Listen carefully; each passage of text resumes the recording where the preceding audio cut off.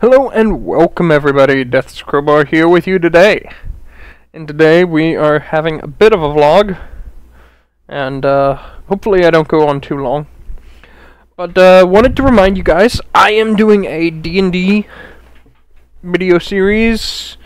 I started it last week, and I'm hoping I'll get better at these by the time 2 or 3 of them go by, but it's hard for me to work with a script just because I can't bring out emotional stuff and I say everything wrong when I'm like scripting something like this. I can work with scripted content sometimes, so I'm not scripting any of it.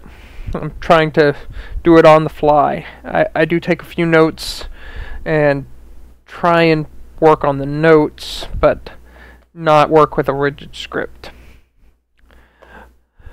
So you guys can check that out, see if you like it. I have been streaming since Thursday of last week, and let's see, I have been to the movies twice in the last couple weeks. But let's talk about the stream. So I just finished Twilight Princess for the Wii U and HD. If any of you have never played Legend of Zelda Twilight Princess, it's an amazing game. I really recommend you get it, especially if you love Zelda. I prefer the graphics over the more cartoony look and stuff. I haven't played Skyward Sword yet, and there's a few others I haven't played. So right now I'm going through the ones I know I haven't beaten or can't remember ever beating. Though I had beat Twilight Princess. And so Ocarina of Time, Wind Waker, because I never had that one on the GameCube.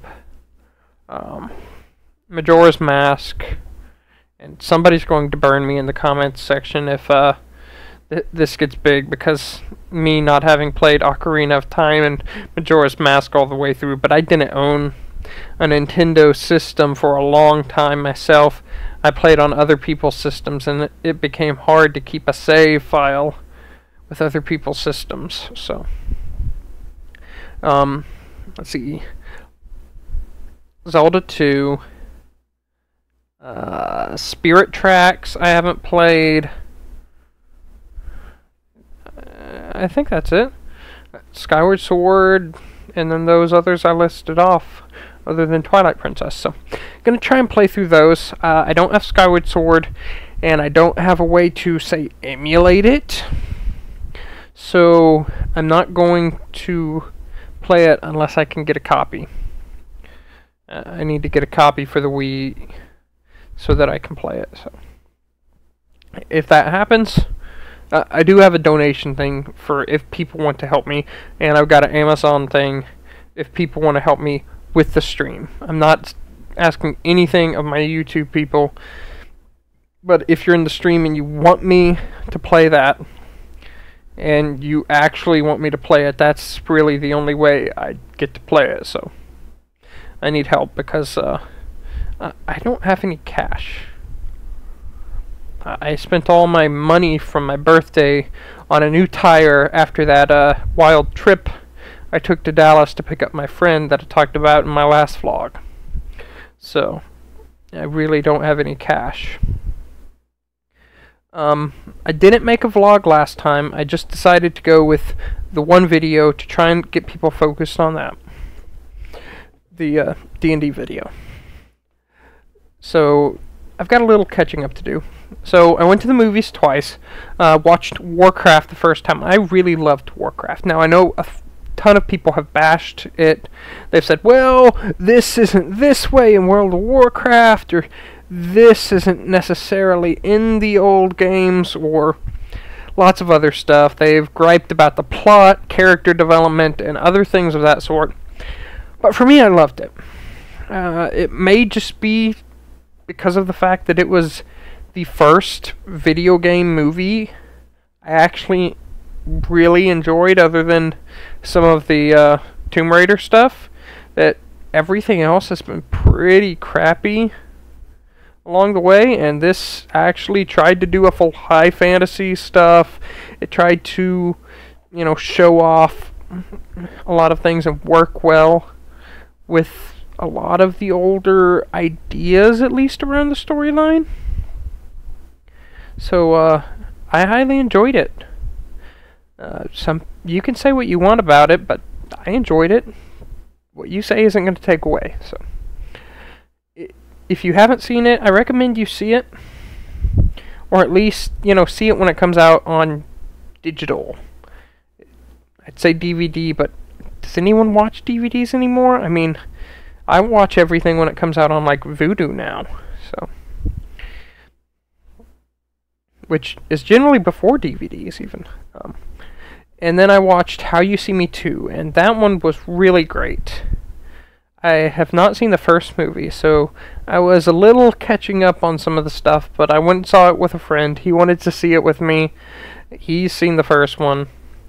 I kind of got into the backstory because it kind of throws you a bone on everything, but not so much that it covers up parts of the story, you know. So it was great. I loved it. If you like mysteries and, you know, spy stuff, I recommend you go see it. Let's see, what else have I been doing? Well, we've got a thing I can unbox here. I thought I'd make it a third video, but I don't really need to make it a third video. It can be in here. So, I've got a few jobs at my house. One is to be the tech guy, alright?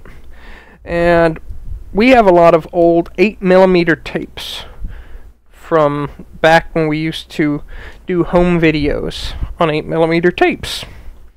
You know, these were the 90s and early 2000s, and people want the 8mm tapes on DVD and digital now. So I got something to deal with that. This is a Diamond video capture. I normally would not recommend Diamond for what you guys would do. I mean, sure, you can use it for stuff, but I really don't like Diamond. I'll tell you why.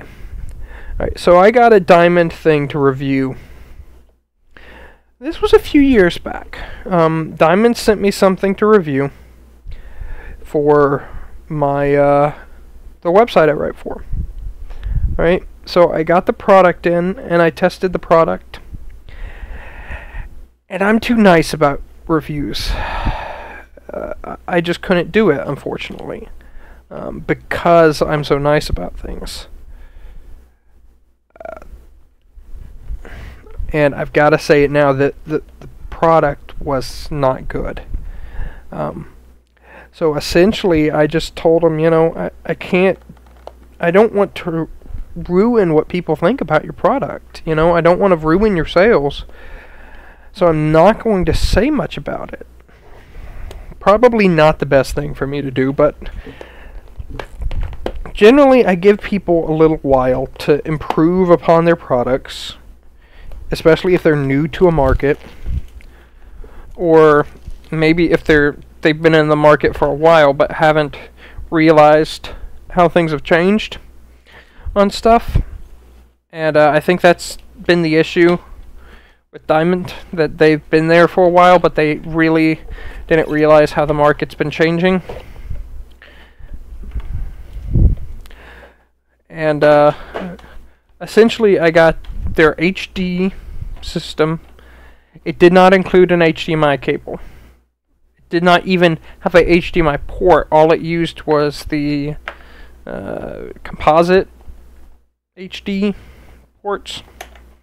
And so that was an issue from the beginning for me. This is the system I'm using right now. VC500.